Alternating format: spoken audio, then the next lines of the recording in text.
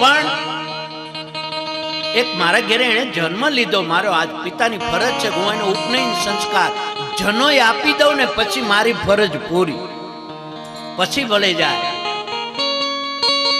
પણ ઉપનયન સંસ્કાર આપી માટે વ્યાસજી દ્વેપાયનો વિરહ કાતર આજુહાવ, વિરહ થી વ્યાકુળ બિના. દ્વેપાયન એટલે વ્યાસ. વ્યાસજીનો જન્મ દ્વીપમાં થયો છે. પરાશર ઋષિ અને સત્યવર્તી મત્સ્યગંધા થયા એટલે એનું નામ દ્વેપાયન છે. વિરહ કાતર આજુહાવ પુત્રેતિ તન્મય તયા, પુત્રમાં તન્મય બન્યા છે. હે પુત્ર, હે પુત્ર, હે પુત્ર. વ્યાસજી જ્યાં બોમ પાડી સુખદેવજી સમજી ગયા કે મારો પિતા જે જગતના મોહને નષ્ટ કરવાની જેનામાં તાકાત છે, જેનું જ્ઞાન, મારા પિતા જગતના મોહને નષ્ટ કરે એને આજ મારામાં મોહ થયો, પણ હું પુત્ર છું. પહેલા વહેલો ઉપદેશ પિતાને મારે ન અપાય માટે સુખદેવજીએ વૃક્ષના પાને પાને આજ પ્રવેશ કર્યો. સુખદેવજી સ્વરૂપે વૃક્ષ બોલ્યા, હે વ્યાસજી, તમે જ્ઞાનનો અવતાર, જ્ઞાની, અને પુત્રમાં તમને મોહ થઈ. અમે વૃક્ષ છીએ, અમે અમારા પુત્રમાં મોહ નથી કરતા. અમને કોઈ પથ્થર મારે ને તો અમે અમારા ફળ રૂપી સંતાન એને આપી દઈએ. વૃક્ષો કોઈ પોતાના ફળ ખાય? વૃક્ષો છે એ પરોપ. અને એક પણ વાત નક્કી કે વૃક્ષો દ્વારા શું કામ ઉપદેશ આપ્યો? તો કે જેના આચરણમાં હોય ને એ ઉપદેશ આપે ને તો એ ઉપદેશ સિદ્ધ થાય. વૃક્ષોમાં પોતાના સંતાનનો ત્યાગ કરવાનો આદર્શ છે માટે વૃક્ષો જ ઉપદેશ આપે. અને વૃક્ષો છે એ સંત છે અને સંતની ભાષા સંત સમજી શકે. વૃક્ષો કદી પોતાના ફળ ખાતા નથી, નદી કદી પોતાનું જળ પીતી નથી. ઝાડવા પોતે રે પોતાના ફળ નથી ખાતા રે, ઉપકારી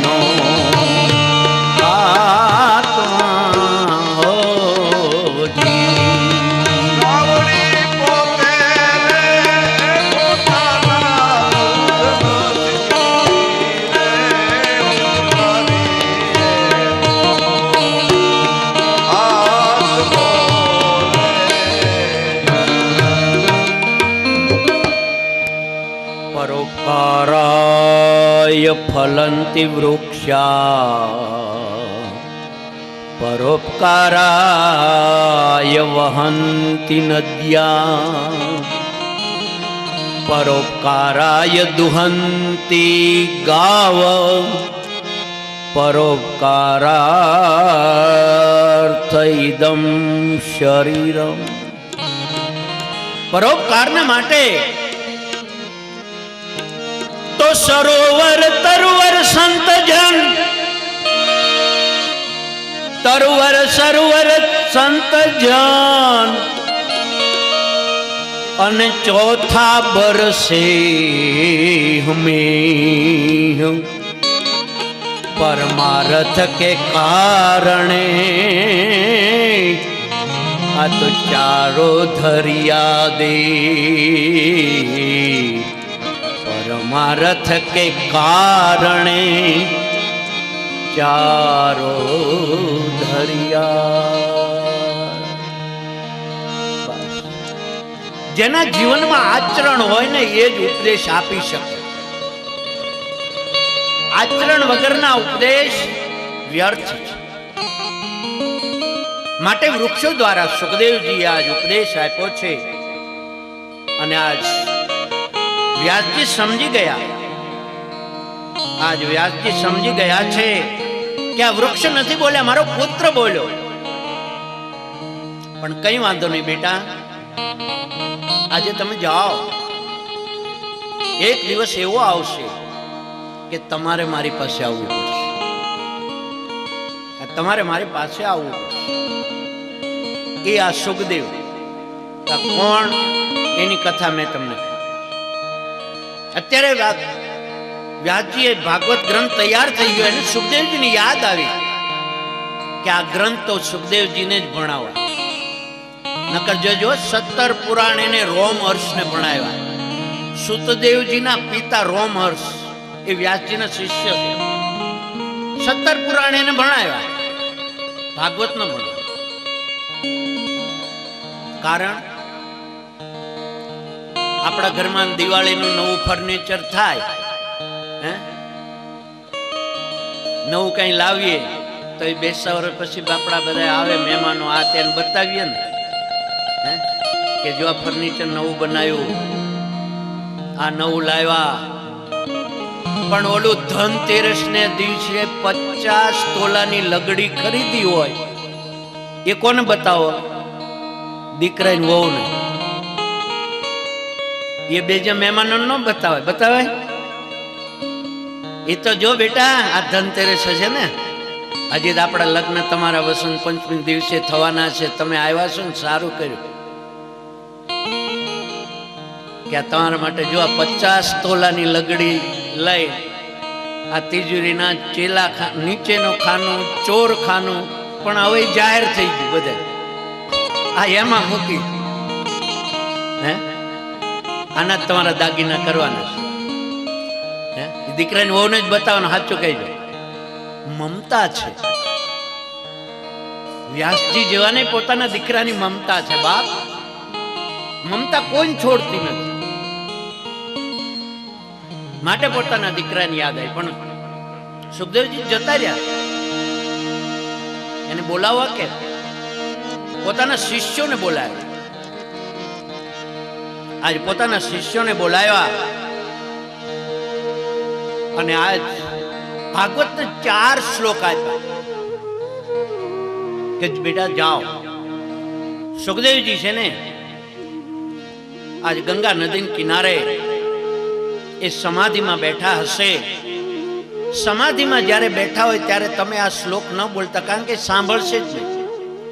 પણ એ પોતાનું નિત્ય કર્મ કરવા સવારના પ્રાતઃ ઉભા થાય, ગંગાજીમાં સ્નાન કરે, સંધ્યા કરે અને પાછા સમાધિમાં બેસે. મધ્યાહન કાળ થાય એટલે પાછા ઉભા થાય, ગંગાજીમાં સ્નાન કરે, સંધ્યા કરે અને પાછા સમાધિમાં બેસે. એટલે માટે બેટા આ તમે છે ને એ જ્યારે સમાધિમાંથી જાગૃત થાય ત્યારે તમે એને આ શ્લોક સમજાવો. કઈ વાત આજ વ્યાસજીના શિષ્યો આવ્યા છે. સુખદેવજી મધ્યાહન કાળ થયો, 11:30 નો સમય થયો, ઉભા થયા, સ્નાન કરવા જાય ત્યાં વ્યાસજીના શિષ્યો બોલ્યા છો, ઓહો આ પહેલો શ્લોક છે ને એ દામોદરની આજ રૂપ માધુરી છે. ભગવાન કૃષ્ણની રૂપ માધુરીનો આ શ્લોક છે કે પરમાત્મા કેટલા સુંદર છે. આજ પરમાત્માની રૂપ માધુરી. બરહા પીડા નટવર વપો કર્ણ કર્ણયો કર્ણિકારમ બિભ્રદ્વેણુ કનક કપિશમ વેજયંતી ચ માલા રંધ્રાન્વેણો અધર સુદયં પૂરયન ગોપવૃંદે વૃંદારણ્યમ સ્વપદ રમણીયમ પ્રાવિશત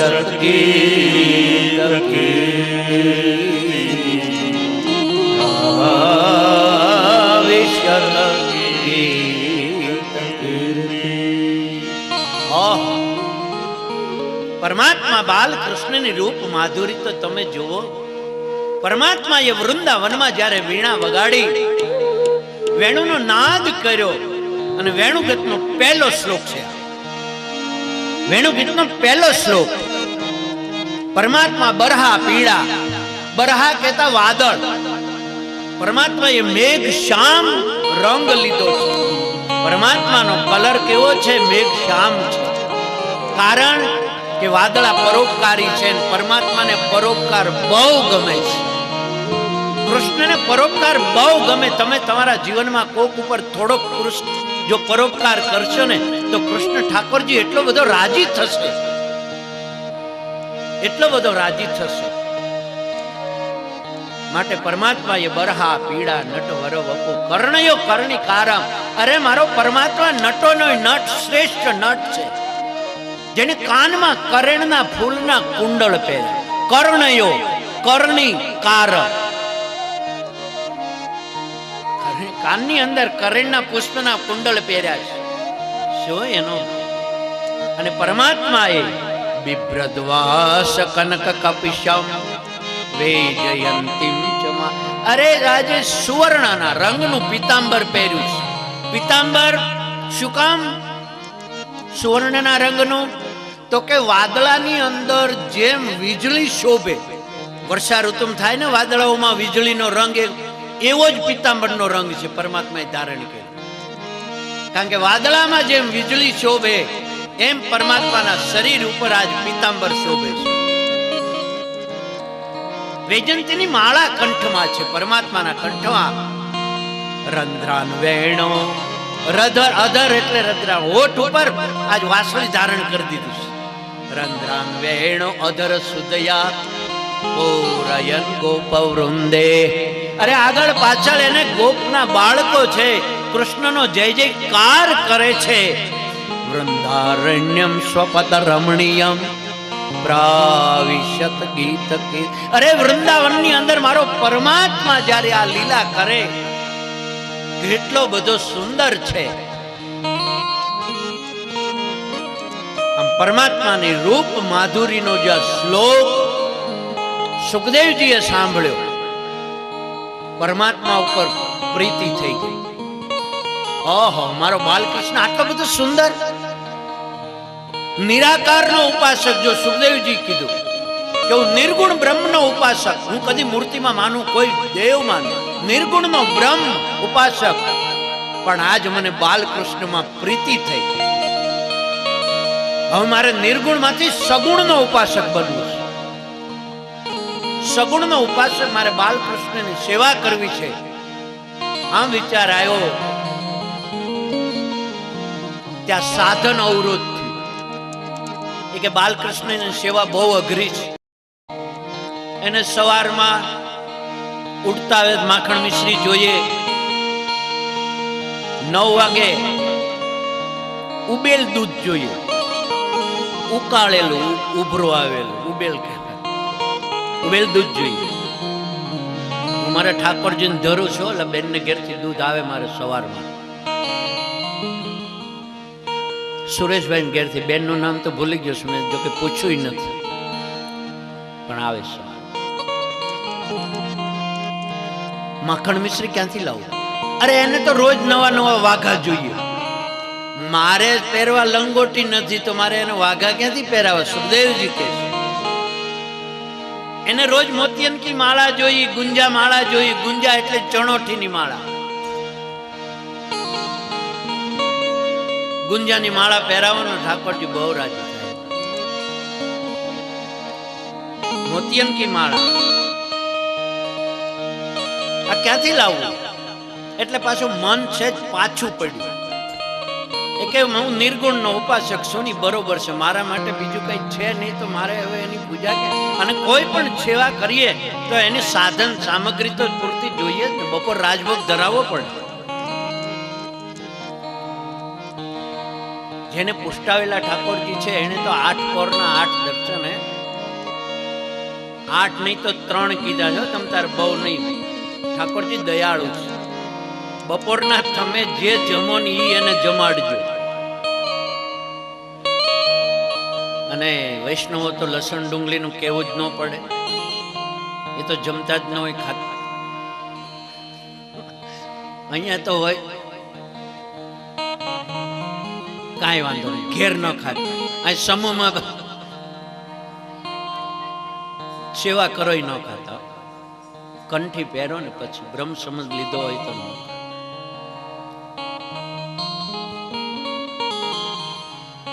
આમ અવરોધ થયો એટલે પાછું મન પાછું પડ્યું સુખદેવજી. પણ આ વિદ્યાર્થી જો શિષ્ય આવ્યા છે, બીજો શ્લોક દામોદરની દયાનો બોલ્યા. પરમાત્માની રૂપ માધુરી તો છે જ, પણ પરમાત્માને કાંઈ જરૂર નથી. દયાળુ છે, જે હોય એ ચલાવે. પરમાત્માએ જ ગીતામાં કીધું છે, પત્રમ પુષ્પમ ફલમ તોયમ યદ મદ ભક્ત પ્રયસ્યતિ. મારો ભક્ત જે આપે બધું ગ્રહણ કરે. પણ અહીંયા બીજો દયાની દામોદરની દયાનો શ્લોક આજ બોલ્યા છે કે અહો બકીયમ સ્તન કાલકૂટ જીધાંસયાય પયદપ્ય સાધ્વી લભે ગતિમ ધાતૃચિતામ તતોન્વય કમ વા દયાલુ શરણમ વ્રજેત. કમ વા દયાલુ શરણમ વ્રજેત. તો અહો બકીયમ સ્તન કાલકૂટ જીધાંસયાપયદપ્ય સાધ્વે લભે ગતિમ ધાતૃચિતામ તતોન્યમ કમ વા દયાલુ શરણમ વ્રજેત. ઓહો, આના જેવાય બીજો દયાળુ કોણ? અહો બકીયમ, બકાસુરની બેન બકી એટલે પૂતના. સ્તન કાલકૂટ, પૂતના પોતાના સ્તનમાં હળાહળ વિષ ભરીને આવી. હળાહળ વિષનું પાન કરાયું. જોજો ભગવાનને તો. પણ અહીંયા આમ જ્યાં બીજો શ્લોક સાંભળ્યો, કમ વા દયાળુ શરણમ વ્રજેત. અરે આના સિવાય બીજો દયાળુ કોણ? આટલું જ્યાં સાંભળ્યું, સુખદેવજીએ નિર્ણય કરી દીધો કે આજથી હું સગુણનો ઉપાસક, બાલકૃષ્ણ એ જ મારો ઈષ્ટદેવ. વિદ્યાર્થીઓને પાસે આવીને પૂછ્યું, ભાઈ આ શ્લોક કોણને બનાવ્યો? આટલા સરસ આવી. અરે મહારાજ, આ બે નહીં, આવા 18,000 શ્લોકની રચના અમારા ગુરુદેવ. તમારા ગુરુદેવ? તો કે વ્યાસ. ઓહો, એ તો મારા પિતા છે, ચાલો હું તમારી સાથે આવું. એ સુખદેવજી વ્યાસજીએ કીધું હતું ને, કાંઈ વાંધો નહીં બેટા, જા, એક દિવસ એવો આવશે તારે મારી પાસે આવવું પડશે. સુખદેવજી અત્યારે આજ શિષ્યોની સાથે આજ આવ્યા. પિતાજી જોઈ ગયા, વ્યાસજી સામે દોડ્યા. પિતાને હરખ થાય. લાયક દીકરો હોય ને, આમ આમ આમ હૃદયમાં ઉર્મિના ઉભરા આવે. બાપ સામે દોડ્યા, સાથીએ હૃદયે લગાવી દીધો. આવ બેટા આવ. સુખદેવજી દંડવત પ્રણામ કર્યા. પિતાજી, તમે આવા 18,000 શ્લોકની રચના કરી, હું તો તમારો ત્યાગ કરી દઉં, પણ આજ મને બાલકૃષ્ણમાં નિષ્ઠા પ્રગટ થઈ છે. બાલકૃષ્ણ મારો ઈષ્ટદેવ છે આજથી. તો પિતાજી મને ભાગવત ન ભણાવો? અરે બેટા, એ ભાગવત તારા માટે જ છે. અને આજ વ્યાસજીએ પોતાના પુત્રને આજ શ્રીમદ ભાગવત ભણાવ્યું. ભાગવત ભણી રહ્યા એટલે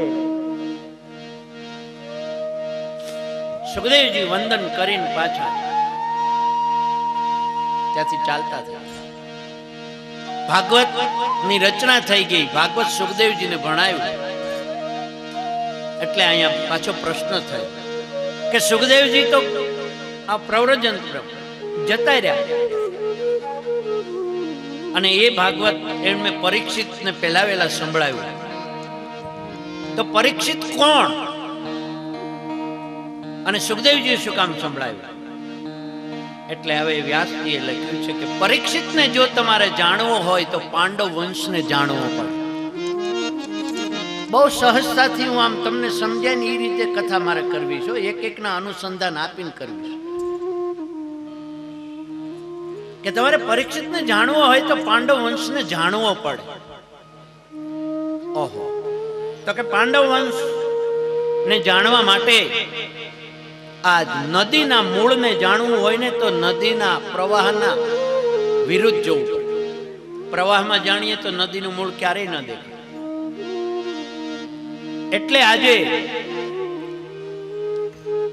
અત્યારે મહાભારતનું યુદ્ધ સમાપ્ત થયું છે. મહાભારતનું યુદ્ધ સમાપ્ત થયું છે. 18 દિવસમાં 18 અક્ષોણી સેનાનો ધ્વંસ થયો છે.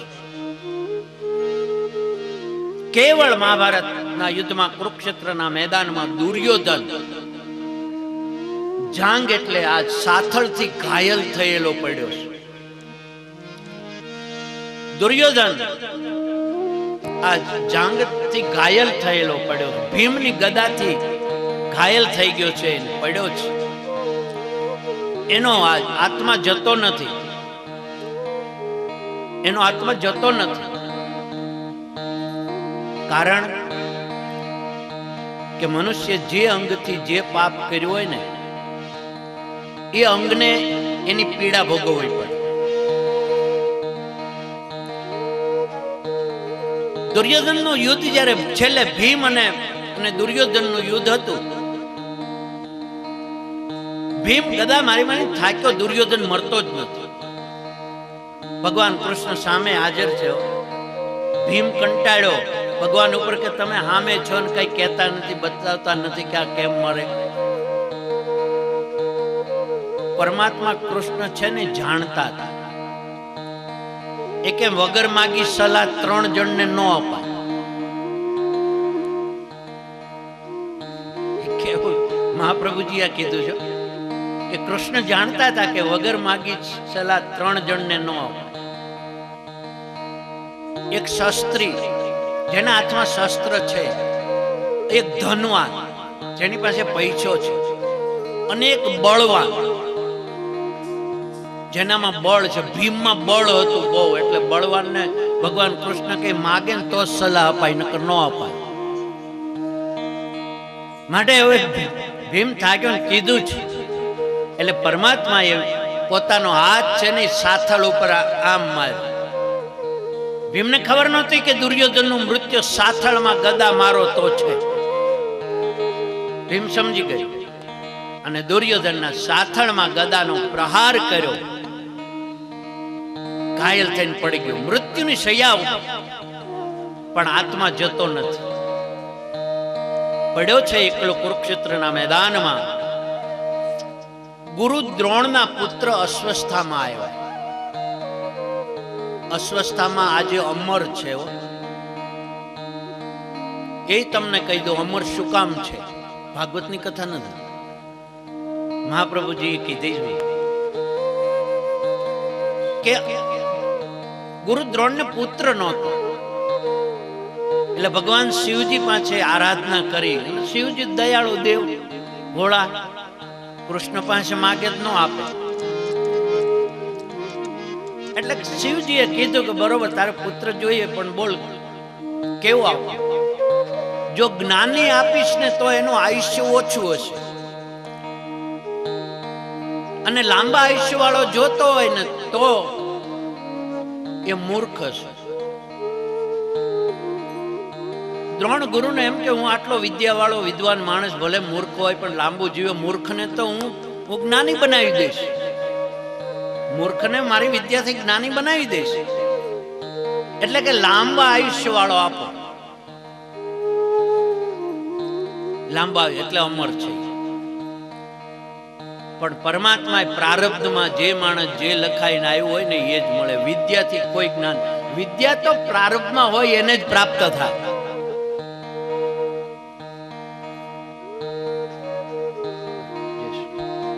માટે આજ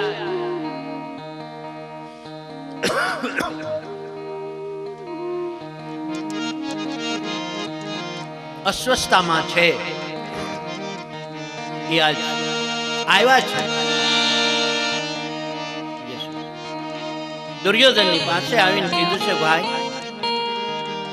આ તારા જીવને ગતિ કરને, શું કામ દુખી થાશ? તારે કોઈ અપેક્ષા હોય તો મને કે હું પૂરી કરું, પણ તું તારા જીવને ગતિ કર. આજ બ્રાહ્મણનો દીકરો ધર્મ ભૂલ્યો છે એવું લખ્યું. અસ્વસ્થતામાં આ દુર્યોધને કીધું કે જો તું મારી ઈચ્છા પૂરી કરને તો મારો જીવ ગતિ કરે. મારી એક જ ઈચ્છા છે કે તું 5 પાંડવોના મસ્તક કાપીને લાવ તો મારો આત્મા ગતિ કરે. આજે અસ્વસ્થતામાં સાંભળીને કીધું, ઓહો, જે 18 દિવસના યુદ્ધમાં જેના મસ્તક નથી કપાયા એના મસ્તક પણ કાંઈ વાંધો નહીં, મેં તને કીધું ને, વચન આપ્યું, હું અધર્મથી એના મસ્તક કાપીશ. આજ 5 પાંડવોના મસ્તક ધર્મથી નથી કપાયા તો હું અધર્મથી કાપી અને તને લાવીશ. જા. એટલે રાત્રિનો અંધકારનો આજ આશ્રય અસ્વસ્થતામાં એ લીધો. અસ્વસ્થતામાં વિચાર કર્યો કે હજી બધા અહીંયા જ છે, કુરુક્ષેત્રના મેદાનો, ગંગા નદીના કિનારે બધાના તંબુ છે. એ કે રાત્રે જાઓ, પાંડવો સૂતા હોય ત્યારે એના મસ્તક કાપીને લાવીશ. પણ જોજો, જેના ઉપર ભગવાન કૃષ્ણની હાથ હોય, જેની રક્ષા કૃષ્ણની હોય, તો જીતને તારે ગગન મેં ઇતના શત્રુ હોય, કૃપા હોય જો કૃષ્ણની, એનો વાળન વાંકો હોય. કૃપા હોય જો કૃષ્ણની, એનો બાલન વાંકો હોય. એનો વાળ વાંકો ન થાય બાપ. અને દુર્યોધન જાંગથી પીડાય, કારણ કે દુર્યોધને જાંગથી પાપ કર્યા હતા. આખી જિંદગી એક જ એનું સ્વપ્ન કે દ્રૌપદી મારી દાસી, દ્રૌપદીને મારી ગોદમાં બેસાડું, દ્રૌપદી મારી ગોદમાં બેસે. અને આજ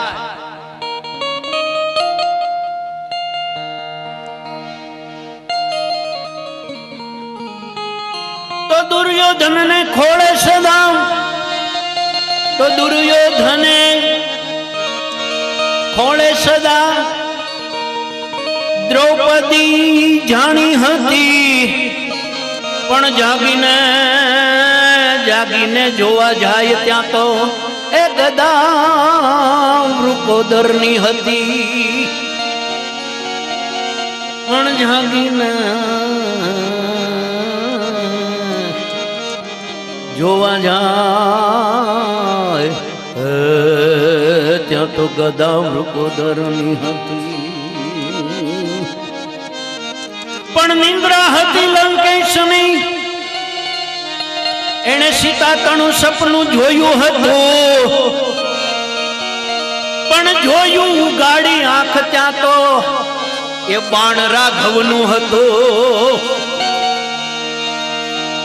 આહા, પણ જોયું ગાડી આંખ ત્યાં તો આજ બાણ રાઘવનું હતું. પૌદતી તીર, પૌદતી તીર દેવ દાનવનું ટોળું મળીને હસતું હતું. કોઈ પૂછજો જય શિવને કે સાગર મથ્યો ત્યાં શું હતું. કોઈ પૂછજો આ શિવને કોઈ પૂછજો આ શિવને, એ તો સાગર મથ્યો ત્યાં શું હતું? તો સપનું હતું પ્રભુતા તણો, પ્રભુતાયને પંથે પડ્યો, પણ મળવા જતા પ્રભુતાયને હિરણાક્ષ ને નરસંગ મળ્યો. જય હો.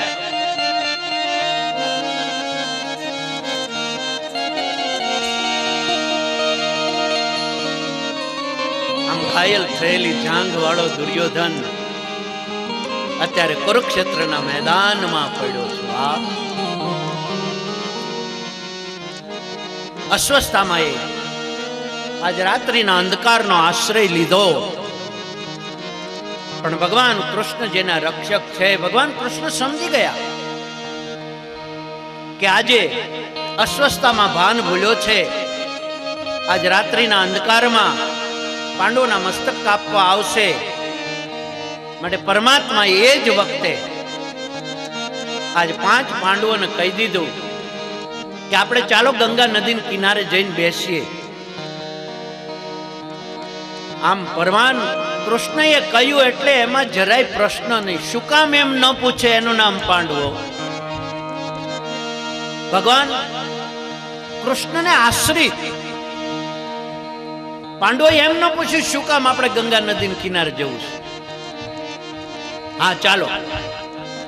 5 પાંડવોના બાળકો હતા, એને કહ્યું કૃષ્ણએ, બેટા તમારે આવવું છે? તો કે ના, અમને ઊંઘ આવે છે, અમારે સૂઈ જવું છે. સૂઈ ગયા. રાત્રિનો અંધકાર છે, અસ્વસ્થતામાં આવ્યા. 5 પાંડવોના પુત્રો જ્યાં સૂતા હતા એના ખડકથી મસ્તક કાપી નાખ્યા. 5 મસ્તક લઈને અસ્વસ્થતામાં જ્યાં દુર્યોધનની પાસે આવ્યો, દૂરથી જોયો ને આનંદ થયો, હર્ષિત બની ગયો. પણ નજીક જ્યાં આવ્યો જોયું ત્યાં શોક થયો, દુઃખ થયું. અસ્વસ્થતામાં તમે ભૂલ કરી. અમારા કુરુક્ષેત્ર પાંડવ વંશના આ 5 જ પુત્રો પાછળ છે. આજ અમારો દીવો, તે તો અમારા કુળનો દીવો નષ્ટ ઓળવી નાખ્યો. અમારો કુળ દીપકને નષ્ટ કરી દીધો. પણ અસ્વસ્થતામાં પુત્ર પહેલા દુર્યોધનને હર્ષ થયો, પછી શોક, એટલે એનો દેહ છોડીને આત્મા જતો રહ્યો. એનું મૃત્યુ એ રીતે હતું કે એનો હર્ષ અને શોક બંને સાથે થાય ત્યારે એનું મૃત્યુ થયું. માટે દુર્યોધન ગયો અને આ બાજુ દ્રૌપદીએ જ્યાં જોયું, દ્રૌપદી પોતાના 5 પુત્રોના મસ્તક કપાયેલા જે માતા જોયે એનો કેટલો શોક હોય તમે વિચાર કરો. અને દ્રૌપદીનું આક્રંદ કેવું હોય. માતા શિશુનામ નિધન સુતાના, માતા શિશુનામ નિધનમ સુતાના,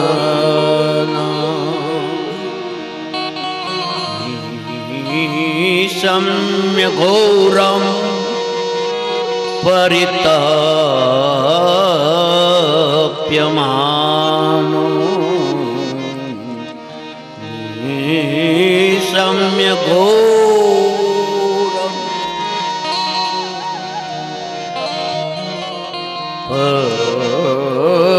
પરિતપ્યમાનો,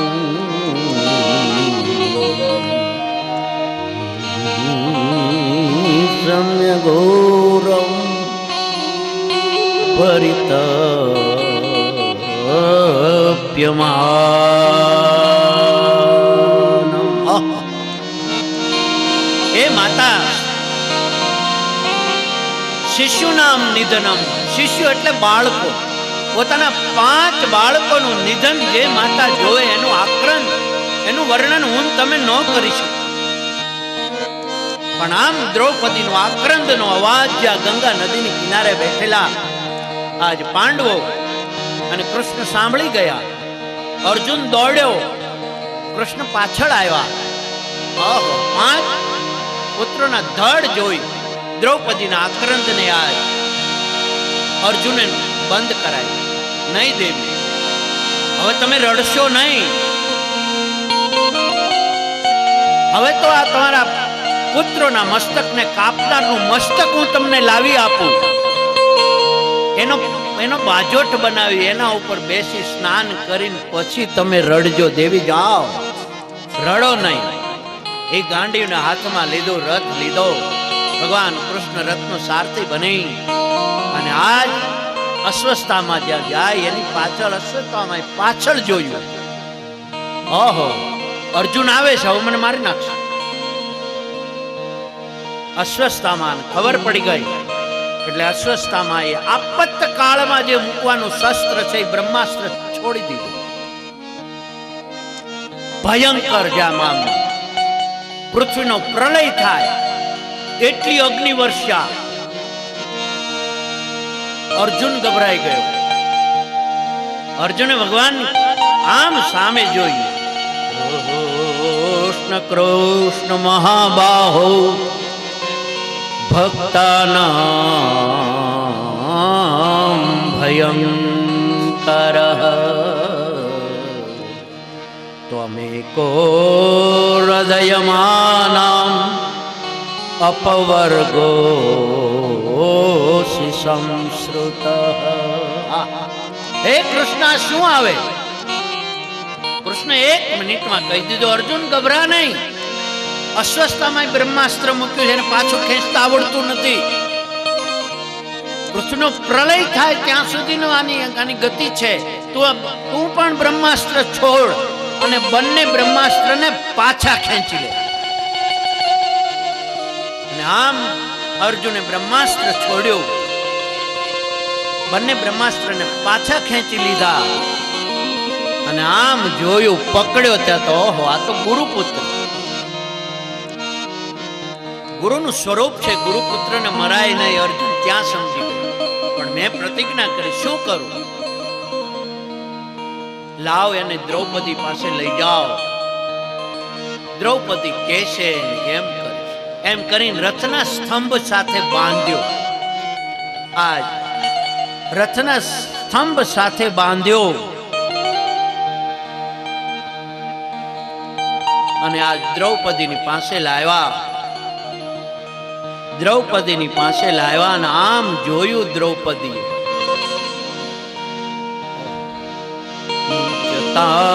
મુંચતા આહા, છોડી દો. બ્રહ્મ બાલ હત્યાહત પ્રભ મુંચતા વિમુચ વિમુચ બ્રહ્મ બંધોર્ન હંતવ્યમ. છોડી દો. તમારો ગુરુપુત્ર છે. અર્જુનને કીધું છે, અર્જુન આની માતા જીવિત છે. એના પતિની પાછળ એ સતી નથી થયા, કારણ કે એને પુત્ર પ્રેમ છે અને એની માતાને કેટલું દુઃખ થશે ને એ મને ખબર છે. માટે આને છોડી દો.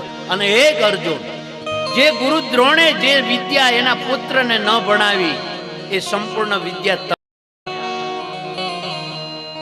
જેને પોતાના પુત્રને સંપૂર્ણ શસ્ત્ર વિદ્યા ન ભણાવી એ બધી વિદ્યા તમને આપી. આવો ગુરુ, એનો પુત્ર એનું સ્વરૂપ કહેવાય. છોડી દો, છોડી દો.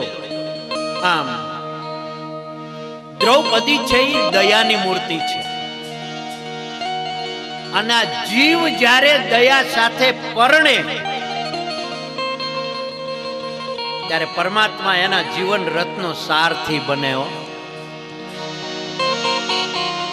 આ જીવ છે એ દયા સાથે, એના જીવનમાં દયા જ્યારે આવશે ને ત્યારે પરમાત્મા તમારી રક્ષા કરશે. આ અર્જુન એ જીવ છે, યુધિષ્ઠિર એ ધર્મ છે,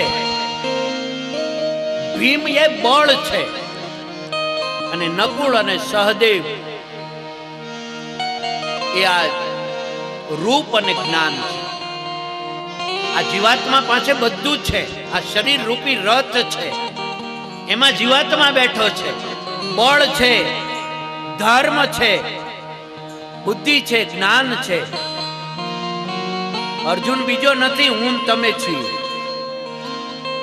અર્જુન જે રથમાં બેઠો એ જ રથમાં હું તમે બેઠા છીએ, પણ આપણા જીવન રથનો સારથી પરમાત્મા નથી બન્યો. કારણ કે અર્જુન દયા સાથે પરિણ્યો. મારા ને તમારા જીવનમાં દયા હજી આવી નથી.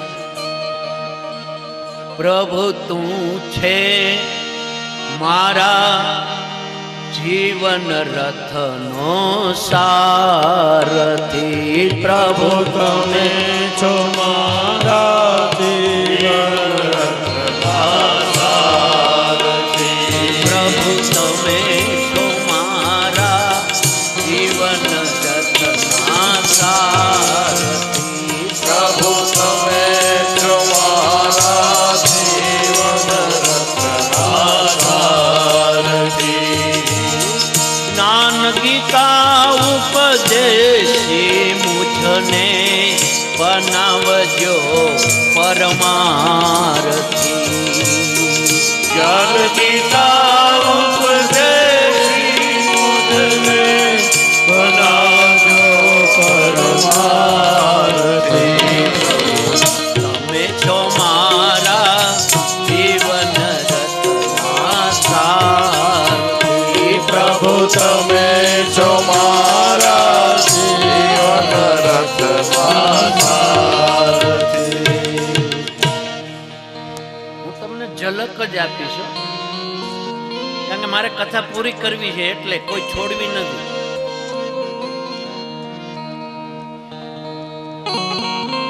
ચલાળા જેવી પવિત્ર ભૂમિ, એમાં પવિત્ર કુટુંબ, લાલજી બાપા, એના પિતા શ્રી રામજી બાપા, એના પિતા શ્રી વાડિયા આશ્રમ કરે. સંતો જેની પાસે રામાયણ સાંભળવા આવતા. વિચાર તો કરો કેટલો બધો પવિત્ર આત્મા હશે, કેટલો જ્ઞાની હશે.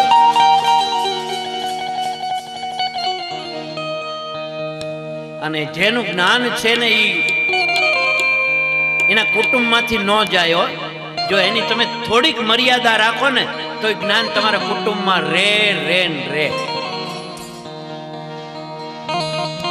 આવું પવિત્ર કુટુંબ છે. એટલે મને બહુ ઈચ્છા કે જેટલી બને એટલી કથા પૂરી કરીને જાઉં. અને અધૂરી રહે તો આપણે અહીંયા ભાણિયાભાઈ કોણ છે, શું નામ, એને કહેશું ફરી વાર બોલાવે તો પૂરી કરી. હે